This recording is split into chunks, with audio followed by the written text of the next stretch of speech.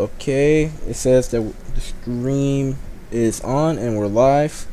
So, yeah, I'm gonna let the Discord know. But for anybody who's about to join us, we welcome you guys to the Press Start podcast. This is week number 20, everybody, and we hope you guys enjoy coming out here. As I am here with our co-host, the one and only Big A.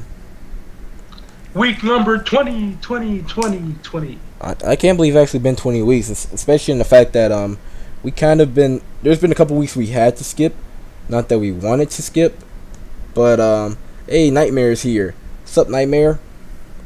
I got the reference. I am here. Haha. Oh crap, that's so funny. I got this GameStop hype. Boy, calm down with the GameStop hype. But yeah, guys. So how you guys all doing out there? I'm doing pretty good. Well, that's good to know. If anybody wants to join us for this stream, you know what to do. Just hit us up in the chat down below, and we'll add you in here.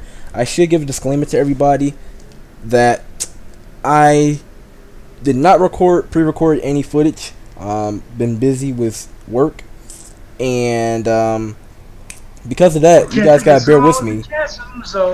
Stop. So yeah, just bear with me as I play the game and try to stream the podcast. But yeah, let's just hop on into these episodes. I think our first topic for today is gonna be circling around this article.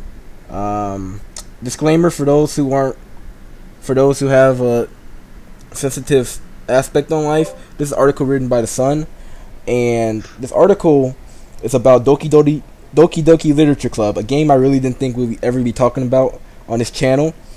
And this article talks about how a young boy who I believe was the age of 15 unfortunately took his life because he was a big fan of this game. He actually knew a girl in his drama club who was also, or drama class, I forget exactly how they phrased it, who was also into this game, and he got her a shirt. And for a lot of you guys out there who ever dealt with some of these females, just know that you can probably guess what happened afterwards. And unfortunately, this kid took his life. But with this article, and many others like it, they have been coming out on record saying that Doki Doki Literature Club is a bad game and that it insinuates some violence and things of this nature to the players. And they also start to insinuate that this is involving many video games, if not all of them. So Big A, we have not been that political. We try to stay apolitical when it comes to this show, but as a fellow gamer and someone who has experienced the news bashing our favorite form of media, how do you feel about the parents and the media bashing on video games even harder for almost no reason? I feel like one thing is very important to get out the way. Any victims of, someone that takes their own life, we're trying to avoid that certain word, everyone, just so you know. Any of those victims, I believe it was 2 in this article, that's very unfortunate, no matter what the circumstance. Yeah, now, what the media does to portray games and make it a general statement that all games are like this, because honestly, I don't know, I've never heard of Doki Doki, but the way that they say, like, the themes and disturbing things that this game has, it kind of does sound messed up. But oh no, the thing about, I'm gonna take a pause in this gameplay right here. The thing about Doki Doki Literature Club, I mean, here's my thing. I feel for the parents. I know that they're grieving right now, and naturally, when something happens, you always want to think about why it happened or what could have been prevented whenever a tragedy happens. But Doki Doki Literature Club, I personally never hopped into it, but I am very familiar with the fan base and how the game is played. The thing about the game is it does bring up suggestive topics. The thing is, at the start of the game, they give you a warning telling you that this game is not suitable for people under the age of 13. They also got a warning on there for Steam. And throughout the game, yes, they do bring up topics such as, high school drama. We'll just put it like that. So, yes, there is topics like that, but but you can say that about any video game where like Call of Duty, for example, where you have to kill somebody to save your country or save the world. It doesn't mean they tell you to go outside and shoot up an airport. Uh, the thing is about this article that I read was, ironically, they're talking about how they needed to put more warnings in this game, but this article put a warning at the top of the article saying that this is this is very disturbing. That same warning is translated into Doki Doki Literature Club, so by default their warning is invalid. But the article did say that he was playing a modded version of the game, which should be thrown out there. So if a game is modded, there's a chance he was playing a version of it that was seriously messed up, and this probably wasn't even verified by the developers. Oh wow, yeah. You know, I didn't even see that portion of the article, but I assume for a game that's already kind of, you know, messed up, for it to be modded is not good. And you know what? I do believe parents should see what their kids are playing, because if there's a 12-year-old playing a game that's not suited for children under 13, I mean, I don't want to say I blame the parents, because at the end of the day, they're still grieving. They lost a child. But, you know, there are warnings, like you just said. Yeah, I mean, when it comes to your statement, I think what should be put out there is the fact that this is a general statement. It's not like we're pointing fingers at some people. Like, sometimes it's not always the parents' fault. But as a general statement, the parents should definitely be involved in their kids' interests and monitoring what their kids are doing, especially if they're still a young, growing age. You know, 15, I say you give your kids some freedom. You give them some, like, privacy. But at the same time, you should still be involved. Like, he said that the article, I don't know if it was this one specifically, because I read multiple of them before I sent them out to you. They said that he actually told his parents about Doki Doki Literature Club, and yet they didn't really take the time to really look into the game. So, I understand if your kids are playing things like, I don't know, let's say your kid's playing Call of Duty, but every time you go into his room, you see him playing, you know, Mario Kart. Obviously, you can't tell if your kid is doing something on COD because you don't see them playing COD. But he actually told his parents he was playing Doki Doki Literature Club, and they never went out to, like, research the game.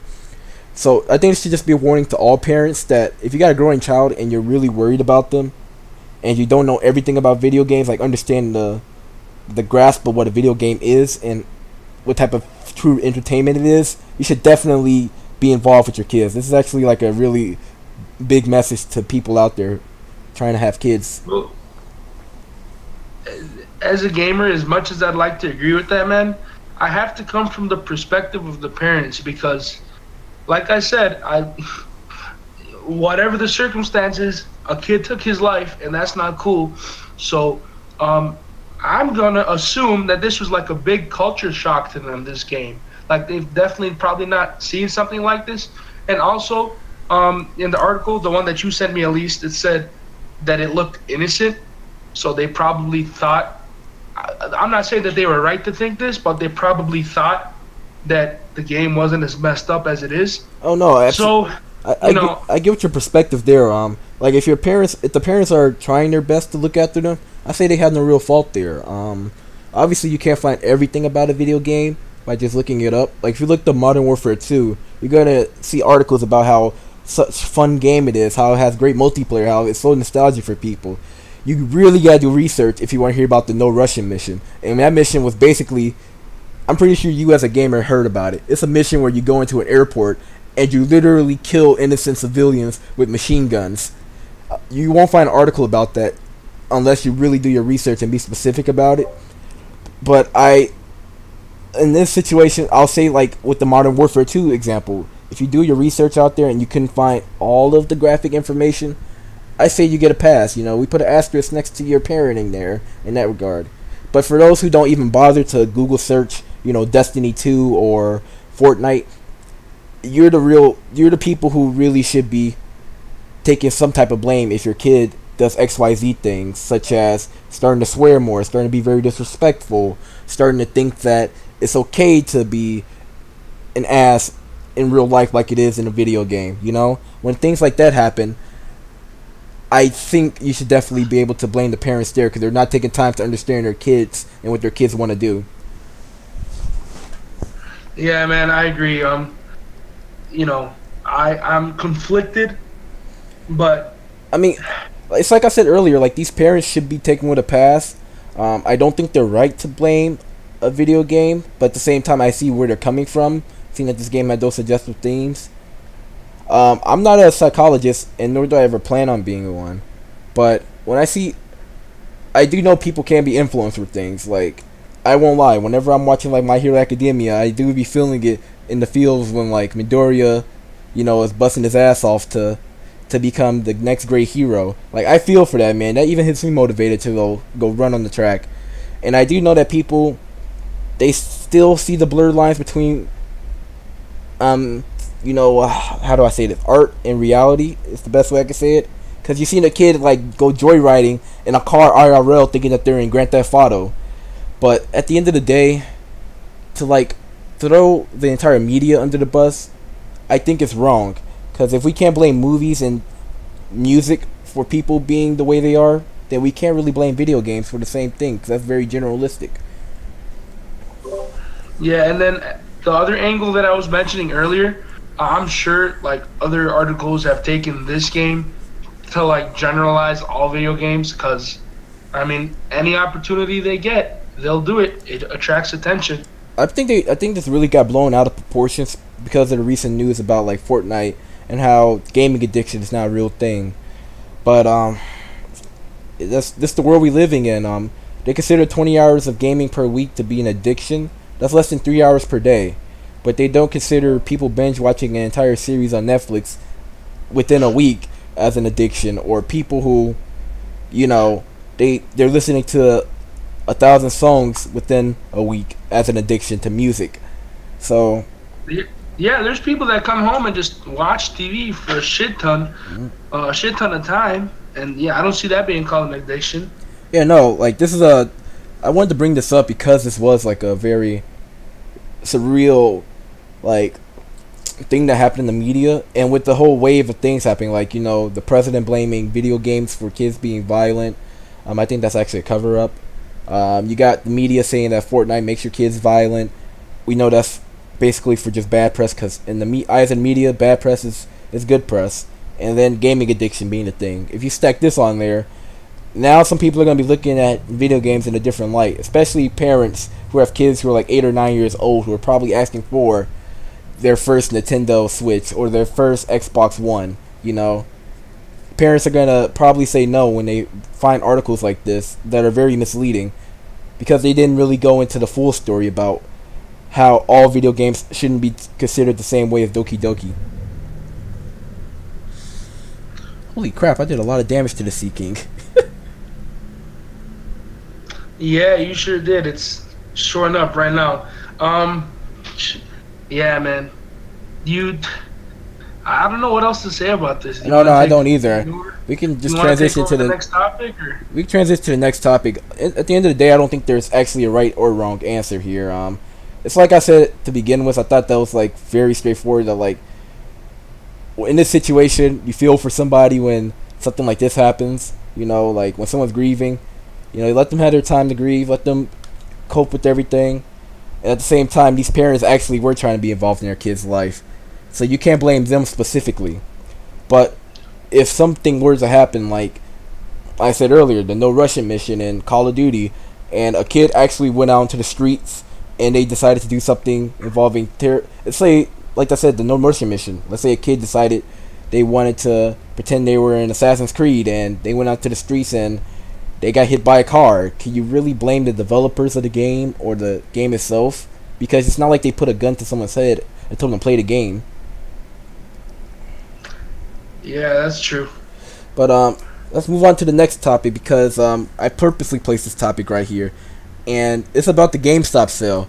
We're moving on into the good news side. You want to take over this article, Big A? All right. GameStop has a summer sale, guys. It starts now pretty much and goes on to July 15th. Got a bunch of Xbox, Switch, and that other console.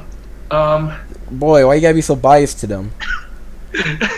Alright, we got some PS4 deals too. Deals that I probably would focus on personally would be the 1 terabyte Xbox, because you get a $50 gift card with that, and then controllers are 20% off. I think for me, the big one that I saw was Destiny is $10 off.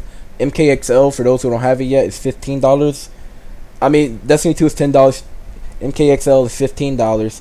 and I believe Street Fighter V Arcade Edition is also $20. I'm not looking at the article because obviously I'm playing the game right now, but yeah, those are some good deals. And Big A, you wanted to mention something else in terms of sales coming up? Yeah, besides that, there's a lot of other stuff in the article. You guys can go check that out. The other thing I wanted to mention, I'm sure GameStop, that's pretty cool, but come on, Prime Day, 7-Eleven, guys. Amazon has like hella deals on 7-Eleven. You should definitely go check it out. I thought Prime Day was on the 15th this year. Nah, it's 7-Eleven. Yeah, it's 15th. I just looked on Amazon earlier. Hang on, let me look up 15th? You sure? Prime Day. Let's try 2018. it. Yeah, 16th to the 17th. 16th to the 17th? Oh, they changed it.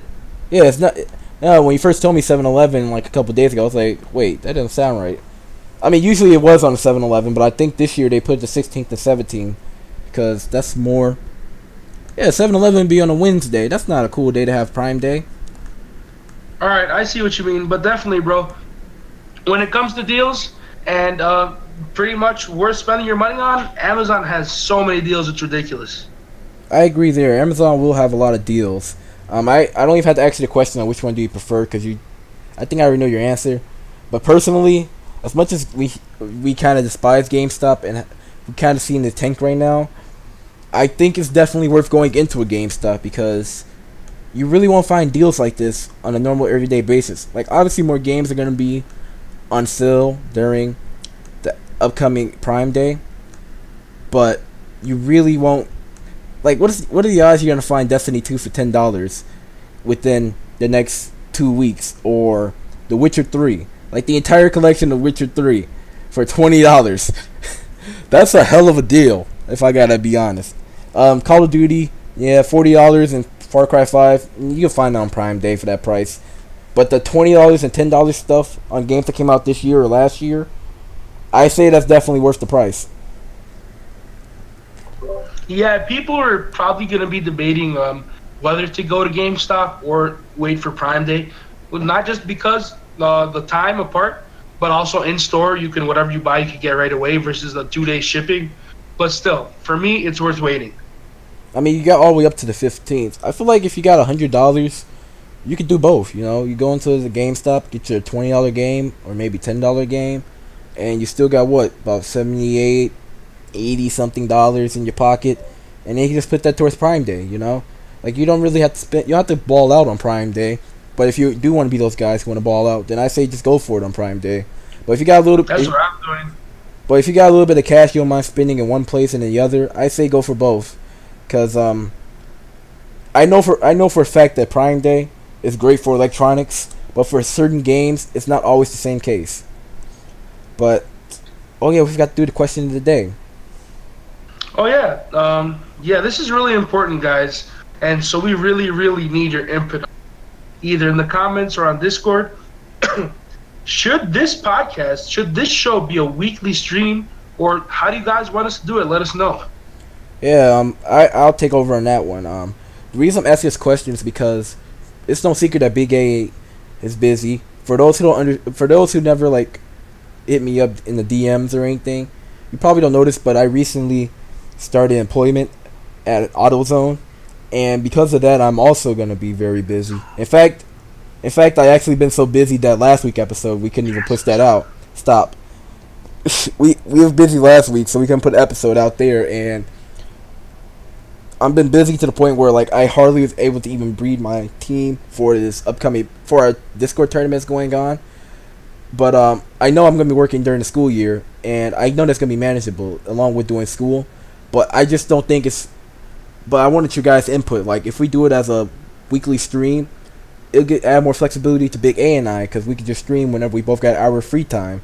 But if you got, and at the same time, you guys can watch it whenever you want if you don't want to be interacting in the stream. But at the same time, there is the fact that it is a little bit more professional and cleaner whenever it is like pre-recorded, because you don't have to worry about me failing at the game at the same time of talking. And whenever we have a guest on the show, they already have preconceived notion of the articles.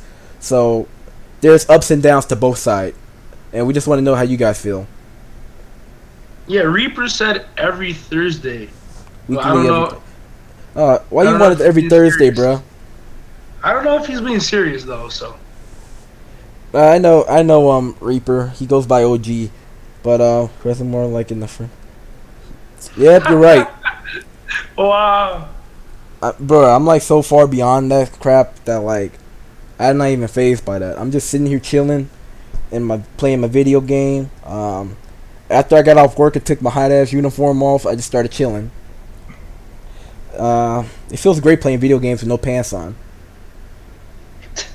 Okay then. I mean, we ain't hiding no secrets out here, but but no, that's. Well, what console you playing that on?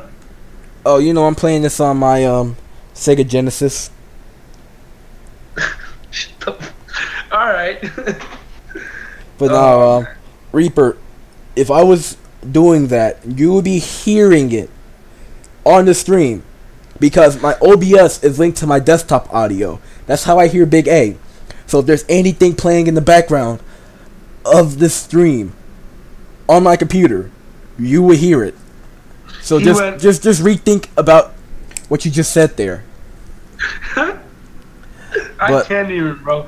Kazan went beyond the friend zone with his Nintendo. Boy, I mean, at least I can go into a zone. I'm gonna be going That's into. not the auto zone. I don't think so. No sound. You like the weekly streams. Alright, Nightmare likes the streams. Reaper said he would want something to be posted on Thursday. Well, with the streams and whatnot, the benefit to it is if you guys can't watch it in real time, it'll still be uploaded. So like, if you do, I know that like it won't be the same as like the episodic format, but it would be there. So there is that option. You turned down the vid. Boy, what? How can I podcast, read the chat, play my video game, and do some research at the same time?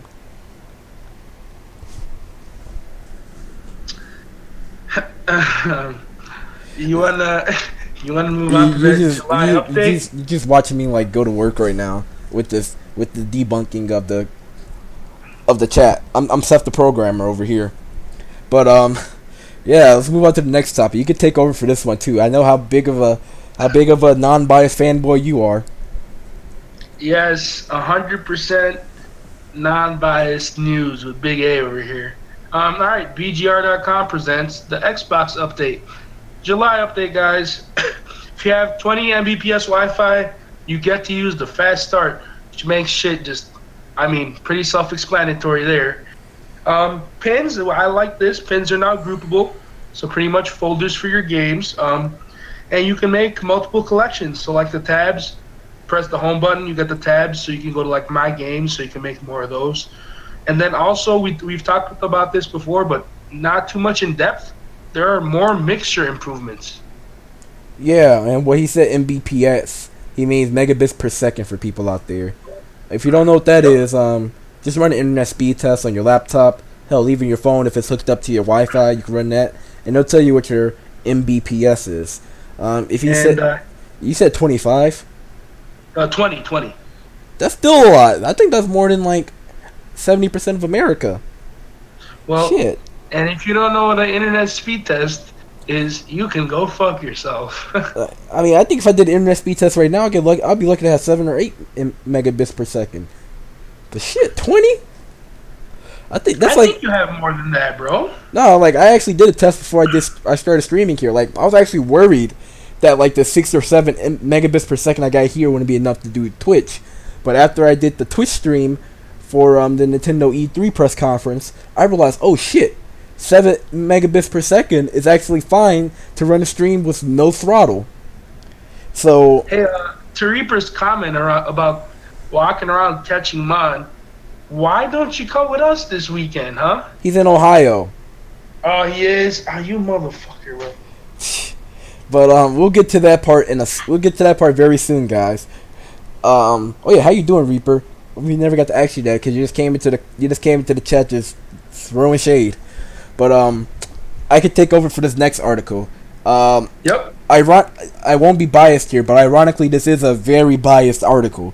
Just the wording of it is very, very, very biased. I fucking hated reading this. No, I actually like cringe reading this too before I clocked in at work. I But think I threw up a little bit in my mouth. I'm not bruh, sure. this is by Digital Trends. This is by no means like hate or like us saying that this is a bad source. We actually used them in the past for previous articles. I think you could remember that, Big A. Not the specific articles, but the fact that we used these guys for information. But but you could throw hate at the guy who made this article. His name is Gabe Gerwin. Gaming Angel Gabe, all one big word on Twitter. That's where you can find him at. If you guys want to share your opinion with them. But basically the article, like the premise of it and like the overall story for it is very compelling and interesting. I'll give him credit there. But the way he delivered it was god awful. He said that the reason Sony is dominating the gaming market right now is because they're telling more story-driven games that don't have open-ended loose ends, and that these are games that like you're very linear in that they actually like get you involved with the community, like involved with the characters. Like if you're playing a game of Uncharted 4, you see in dialogue between the characters as you're walking through a cave or something, and it's better than just playing a game for hours on end and the only dialogue you hear is before the missions start. What made this article very biased is saying that like, oh yeah, Sony has been creating these great stories for decades. They said Master Chief always keeps his helmet on, but Ratchet and Clank have great emotions. I mean, he's not wrong with that, but the way he worded it made it seem like Master Chief staying in character was a bad thing. It was like a bad thing. But basically, I love how he does mention that Uncharted, Ratchet and Clank, all these other games out there, they're great storytelling games. The Last of Us, all of them are great. His delivery, god awful. He tried to downplay the dialogue you get in GTA San Andreas. Like you in the car with Big Smoke. He tried to downplay that crap just to make his point across that Sony was the ones who started this. So Big A, how do you feel about biased media? This guy in particular, bro, can go fuck himself. Wow. But no, I mean, right. Don't you agree though? I have to agree there. Yeah. He comes off as a major dick in this article. Like, I want people to get this. I want people to get this right now. Like, the idea that he brought up, very compelling. I actually kind of agree with him, with the points that he makes here. The thing is, like, the way he delivers it is really bad. Like, here's the quote that right here. When Nathan and Sully are scaling a clip or exploring an abandoned temple, they're always discussing something. The topic of conversation is often relevant to their adventure, but it's just as often not giving insight into the relationship without peeling away control. Drake was funny, he was suave, he was downright cool, and even more than willing to listen to his rambling instead of blasting away as the next wave of baddies. Like, bruh, you just downplayed everybody there. And then, where is the GTA part? Oh, here it is. Master Chief kept his signature helmet on at all times, while Daster over-the-top expressions gave him a far more personality. Do you even know who Daster is?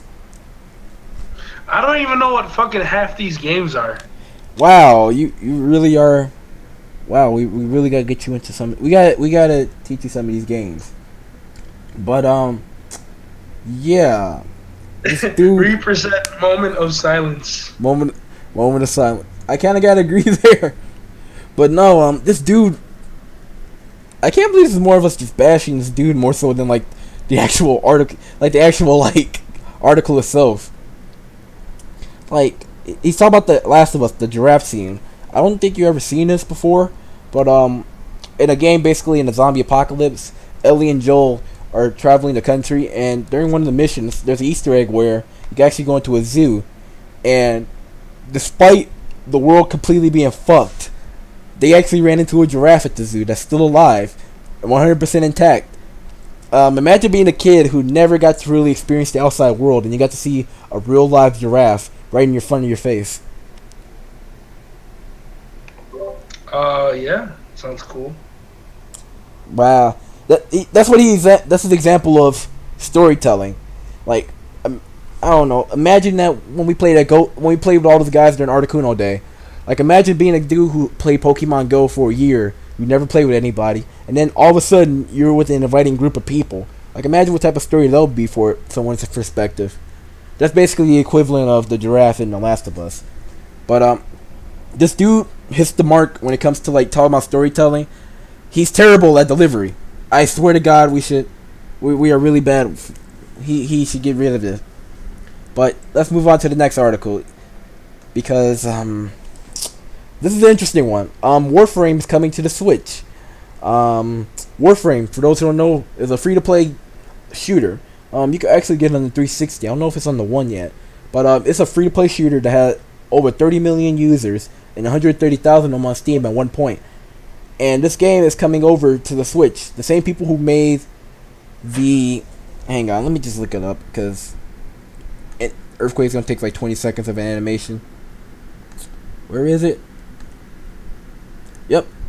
Warframe was made by... Sorry people, I'm just pretty tired and playing a game at the same time. Oh yeah, the people who made Doom and Wolfenstein ports for the Switch. They're the ones who are making this game for the Switch. So for those who've heard good things about Doom and Wolfenstein, be in for a treat, because this game's actually going to be pretty good. Big A, since we're both trying to get a Switch soon, is Warframe something you will be interested in? Because it's free. Kind of like another game we know. Hashtag Prime Day. Yeah. Why not? I mean, all the good news from these other games and same developers, so why not? Yeah. I see that already in the comment section. You're already talking about like 3 articles ahead. Yeah, sorry, bro. I'm like super excited for this, because when we did Articuno together, oh yeah, we should let people know. We did the Articuno Day together. There's like 70 people walking, like, we walked like 5, almost 6 miles. It's like we actually hit about 4 to 5 miles. I did the math about my 7K egg hatch. 10 kilometers is 6.6 miles.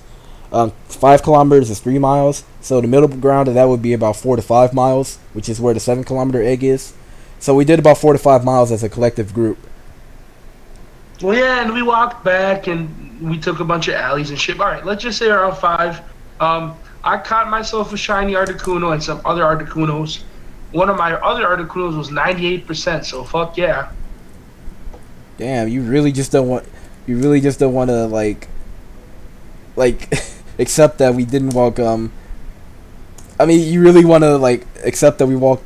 Oh, 7 kilometers is 4.3 miles. I just Google searched it. But we did do a lot of walking prior to it. But for my 7K egg to hatch during that time, that means we walked 4 miles with the group. But I think overall we did walk close to 5. It felt like I walked 5 miles because I was dead by the end of it. I mean, 5 miles is 40 blocks when you think about it. So, I mean 40 city blocks, not just regular blocks. So, yeah, you probably were dead because, hell, me running 2 miles can sometimes feel like hell. 4 to 5 miles of walking and, like, standing around and walking again, that can do some damage to your legs. Trust me, I know. Yeah, it was a lot in that heat.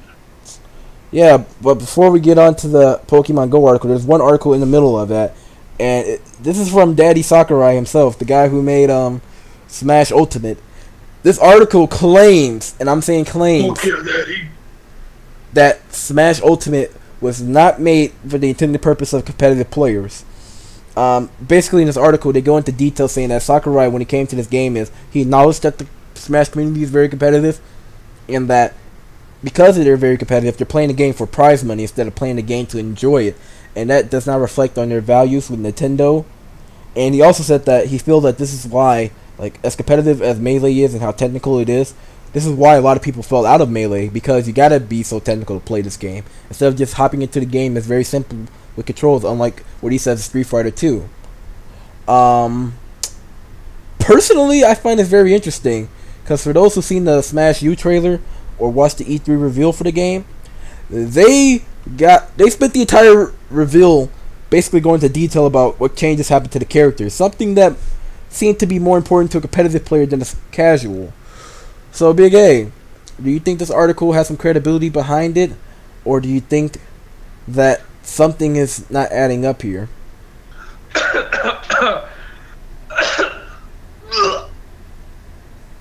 Okay, he died. Just let's ignore that for 2 seconds.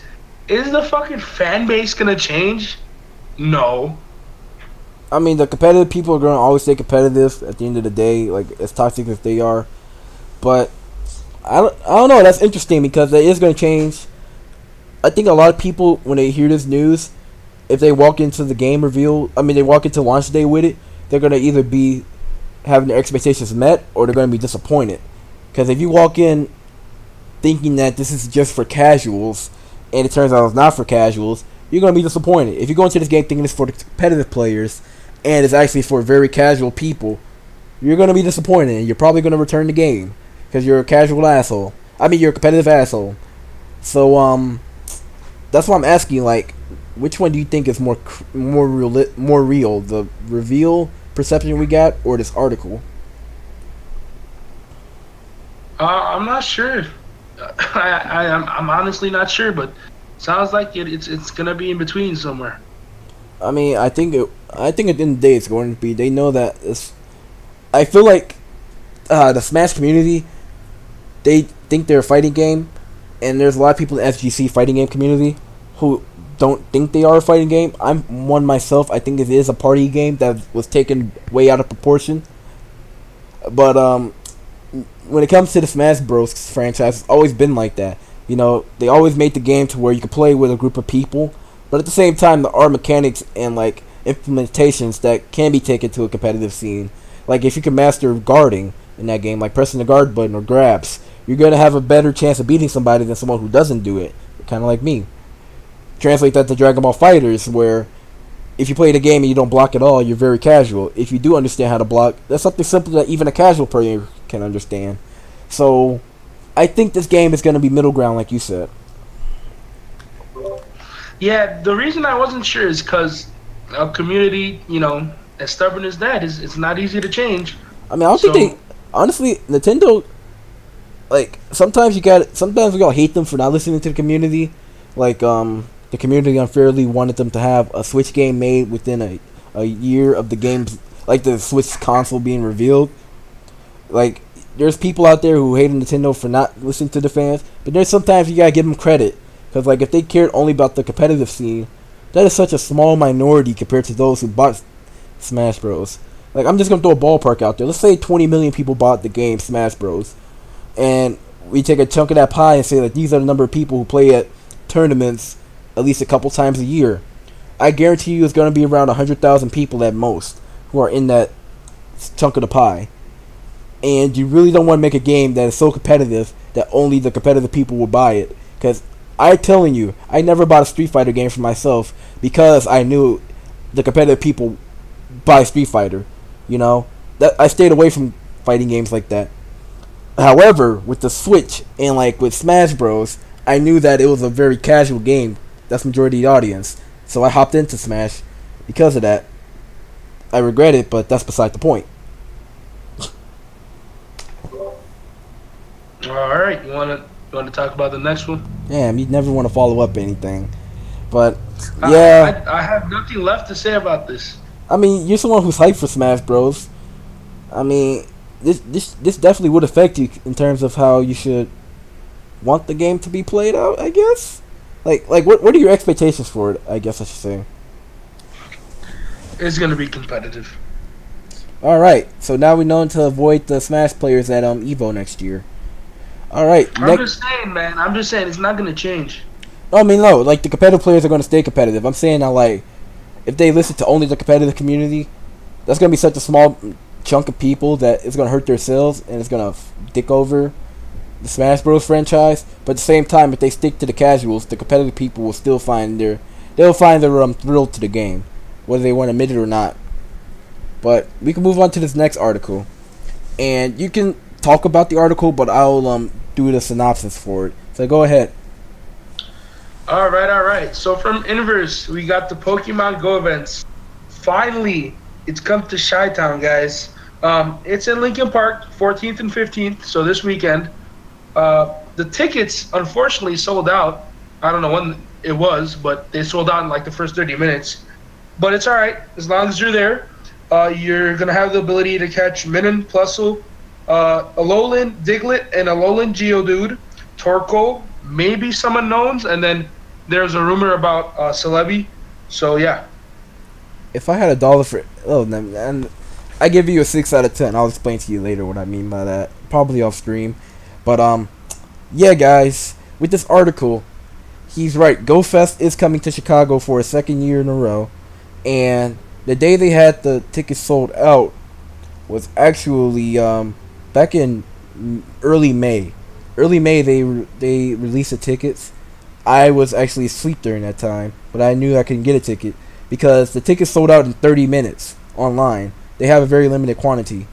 I think they actually have raffles going on from Sprint stores for tickets, but you probably don't need them if they're anything like last year's event where you just use the incense and you can have a chance to find a unknown. Last year was also Heracross, but this time like Torkoal's taking over. Minum and Plusum, as you said, they're going to be shiny during this event. Kind of like what's happening in Dortmund, Germany, where there's shiny Roselia going on. And for those who can't make it to the event at all in any capacity, don't worry. There's still going to be global events going on. So if you're a big Pokemon fan, big Pokemon Go fan, and you want to participate, they'll have challenges for you guys out there. I could look them up as we're talking about this article. But with these challenges that you guys do, will actually help us out there in Lincoln Park. And then in turn, if we complete our challenges in Lincoln Park, you guys will get the awards as well. Last year was that format, and as a reward, we all got our first ever legendary raids. So, yeah, guys, you help us out, we help you out. And anybody in Chicago, you should definitely come out with us. We're planning on going early afternoon, midday afternoon. Am I correct, Big A? Big A is dead. My bad. I muted myself. Yeah, that's right. I'll be driving. I was hoping to go a little bit earlier, but yeah, noon, a little bit of afternoon sounds right. Well, Sunday obviously I can't go by noon. But 2 to 3 p.m. We could definitely all head out there. Like I said, it's gonna be an all-day event. People from around the world are gonna always be out there. You're gonna definitely see a lot of incense going on. You're gonna see, a lot of lures going on. You're gonna see raids out the wazoo.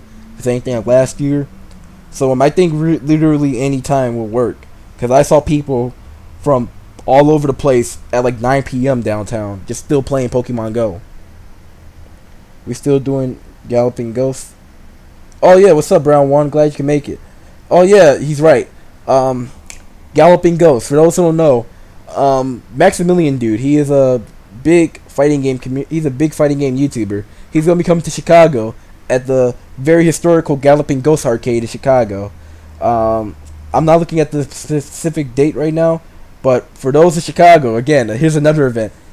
Let us know. We can all go and meet Maximilian dude there. Hopefully we get a few tips on how to be good at fighters. But Big A, how do you feel about Pokemon Go Fest? I know I've been talking to you about this for a couple months. It's happening this week. Do you think it's gonna be more fun than what we did at Articuno Day, or are you just gonna go just for the experience? Yeah, I've been on the hype train. I still am, and I can't wait till it happens. My main reason for this is because I'm hoping to, besides just the two of us and maybe my brother or whoever else, I'm trying to get more people from the Discord to meet up, man. I have a car, we're available, so let's do it. Because honestly, mine and Plusle are all right. There's a lot of shit to be caught, but it's experience in the game, and then also just, a fun experience with friends. Honestly, I think it's actually great that Minun and Plusum are shiny. Because I do remember at one point they were actually regional exclusives. If I were to guess, there could be a chance that Niantic would make them like back to regional exclusives after this event. And the reason I say that is because during GoFest, Unknown were popping all over the place. And after GoFest, Unknown was hard as hell to find. I think he had a better chance of finding a Dragonite in the wild than an Unknown. So, with that in mind, that just popped up in my head. I think there's going to be real value to these shinies, because they wouldn't just give us these two out of a whim. And where the hell do I go? So does that change your perspective on them? Yeah, I'm definitely gonna catch some. Don't get me wrong, but I don't know. I just feel like they're useless. I mean, if you're one of those people who care about the meta, yeah, they are. But if you're one of the people who care about like having a shiny collection, I say they're worth it. Especially since there won't be people playing during GoFest. I for one know there were people who weren't playing during last year's GoFest, and because of that, I stockpiled a lot of cool Pokemon from different events that are trade worthy. So if I catch a ton of shinies, they may not be useful for me, but hey, someone may value them because they don't have it in their collection yet. Yeah, that's true. Yeah, Brown Juan is if you're available, let's do it. But yeah, what else? Oh yeah, Brown Juan. If you want to hop into the discussion for this next topic, I think this will actually be very, very, very important. As I'm about to battle this Probably, yeah, this guys. Grimer. Probably the most important topic we've talked about so far. Yeah, this is a topic about Fortnite, guys. Oh, it's not important to GoFest. Let's be honest. Because GoFest is bringing people from around the world together. But in Fortnite, recently in Fortnite there was an event that happened with the rocket launch. We kind of talked about it. Like 2 weeks ago, 3 weeks ago when we did a reporting, and basically what happened was a rocket was launched. Did you ever see the video first, Big A, before I go explaining? Yeah, I saw it. All right, so a rocket was launched, and with this rocket launch, it went across the map, Anarchy Acres. I believe it also hit up near Risky Reels. It went past Tilted Towers. I think it touched Moisty Mire, but the rocket ended up shooting into the air, and the rocket ended up hitting the sky. And in the sky, you see this giant ass void, and because of that, people have been speculating about what this could mean. We'll let this be part one of the article. Big A, when you saw what happened with the sky there's been people speculating that this could mean that Fortnite is inside of a virtual simulator, or it could mean something else. Like this could be a rip in the space-time continuum. That's what the first thing I thought of personally. With season 5 coming up in about 3 days, which one do you think is actually what do you think the theme for season 5 is going to be for Fortnite? Because this is a heavy foreshadow for the next season. All right, so the two options you gave me, it's either a rip in the space-time continuum, or what else? The game is in a simulation. Like the rocket theoretically hit like a dome that they're in, and it's kind of like a simulation, kind of like the Truman Show. Okay, I see what you mean. I haven't heard those theories, but if I were to choose out of the two, the Truman Show one seems more interesting. Yeah, I get what you're coming there. I think what happened was I'll get into the second part of this article, but personally, I believe that it is a rip in the space-time continuum, because when I first saw like the destruction of it, when I saw like the little shape that it made and like the little particles inside of the little cracks, it reminded me of like a space-time continuum you see in like movies and like different forms of media, kind of like a comic. But it could be either one. But with this article, all right, let me pull it up as I'm done fighting Super Nerd Sam. Sorry I didn't use Earthquake Reaper. Here's this article right here for Fortnite, and the article said that the missing Durr Burger mascot was found in the middle of a real-life desert, like a desert in America right now.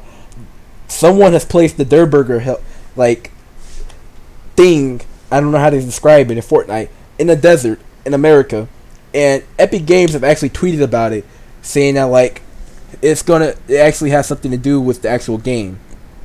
So oh yeah, for those who went up there, they said that these streamers who went there, like Doom Clan, they said that this esports group went up there and someone handed them a card that said Agent #3678. So Agent number 3678.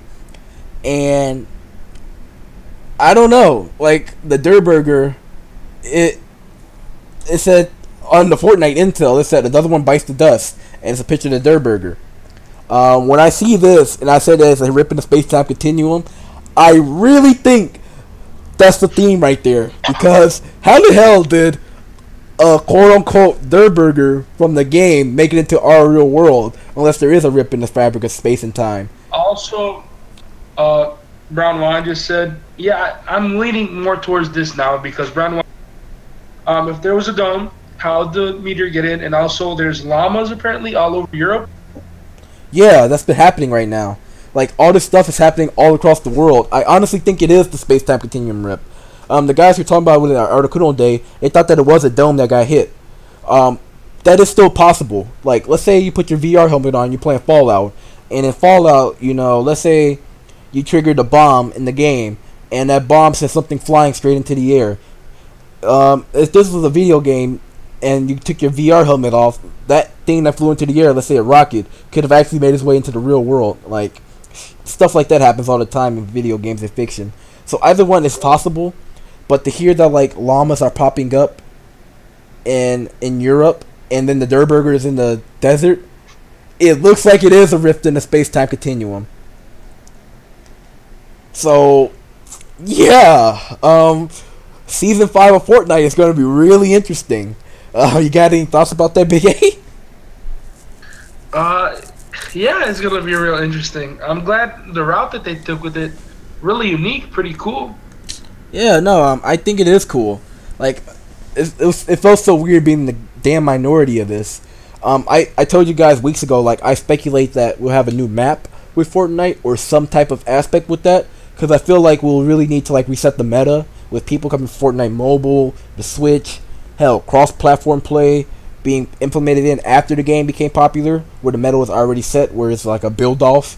You know, like, if you play Fortnite now and you're playing against a decently good player, if you shoot up them one time, they're going to build the fucking Taj Mahal on you before you can even enter your clip. If we were to have a new map, they'll just change where people will land at, because everybody lands at Dusty, Salty, Shifty, Retail Row. I forgot that place because it's so irrelevant to me. Like, you know, people drop in those 5 areas most of the time. You know, if we had a new map and they changed up the meta a little bit, you know, make the middle of the map less enticing to people and make the edges, you know, a little bit better, I feel like that would change things up for the meta, you know, give the new people a chance. But if they decide to go this whole rip in the space-time continuum and the map has changed drastically, I'm cool with that too. So, that's my 2 cents on this right now. But, Brown One said he wants a pirate skin and he'll be satisfied. Oh god. Big A, can you imagine skins and emotes we'll get if there is a time period, like, theme going on with Fortnite? I imagine a lot of collaborations. I mean, I just want to see an outfit where, okay, we're doing time periods. I want to see an Egyptian outfit. You know, I want to see someone dressed up as a samurai, which we already have something like that, but I want to see a cooler samurai. I want to see a better astronaut suit, because they could just make a better one than the one we got in the game right now, because that thing is trash. You know, you can take that shit out there on site on Thursday in the morning. But futuristic outfits too. That's too. Like, if it is a rip in the space-time continuum and we're seeing things being brought into our real world, quote unquote, you know, a rip in the fabric of space and time means anything can happen. Hell, a spaceship could crash in the game. Hell, you know, like, Genghis Khan can be brought into the game, or, you know, the Trojan War can happen as a theme in the map, you know. So I don't know. I think it's gonna be an interesting season, and I'm looking forward to it. I mean, they're not gonna include like a whole Greek theme or a whole Egyptian theme or whatever the case may be. I'll take a Trojan horse though. I think a Trojan horse would actually be really cool. Like, imagine if they replaced the llama outside of Junk Junction and Haunted with the Trojan horse, and then, like, they replaced, like, the crab or the fox that are near Moisty Mire, and, like, that would make a lot of more sense. That'll honestly be very cool. I think that's what the direction they'll go for, the time period thing. Because there's a lot of cool things you could do there. Like, imagine Transylvania being inside of Haunted Hills, or Tilted Towers end up being, like, I don't know, skyscrapers from London. Like, imagine Jack the Ripper being a theme. I doubt they'll go with Jack the Ripper, but just imagine that. Tilted Towers having like a Jack the Ripper in London theme. That would be so badass. Dragon Ball theme. Boy, if they got the rights to Dragon Ball, they would definitely do it. But yeah, I don't know. I think there's a ton of themes they could definitely do here. Shifty Shafts, make it like the the California Gold Rush era, where people were mining for gold. That would be a cool idea right there. Like how they brought the crack rocks into season 4. Imagine if they put like gold nuggets all across the map, especially near Shifty. Like the gold nuggets. Lucky already has a sort of like Asian theme. Yeah, exactly. Eastern vibe. They just got to spruce it up a little bit. Hell, that could be feudal Japan right there. Like there's so many ideas they could do here with this crap. So I'm all for it. Like give Goku scar, boy. But dude, think about all the things they could do there, like Loot Lake. Like imagine if they turn Loot Lake into like, I don't know, a theme that involves aquatics. Maybe even Niagara Falls. That would be cool.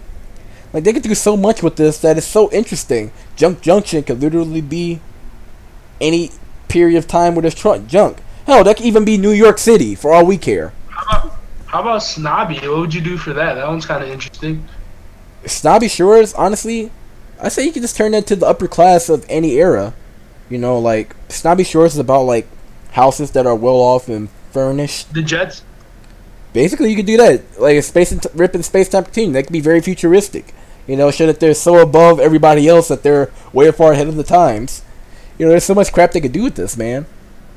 Pirates Cove. Yes! Yes, we need a Pirates Cove. I'm all for that idea, actually, Brown One. But, like, yeah, there's so much they could do here. And I'm looking forward to the future.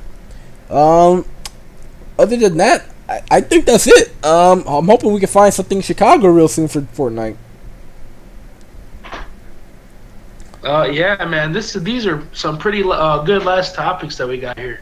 It actually gets your mind going, thinking about what they could do in the future, and get you more hype for the game. But I want to thank everybody for watching this podcast episode.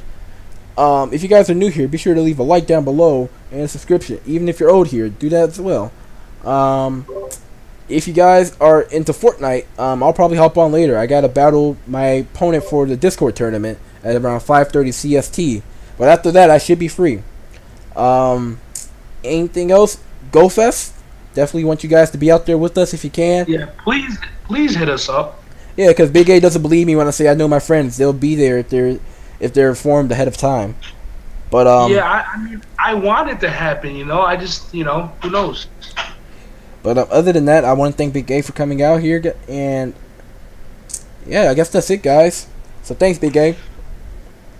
Yeah, and guys, don't remember to get to the zone. And I'm gonna actually get the hell out of here, guys. The gates full open, and I guess I'm about to go close them and mentally prepare for my battle. So bye.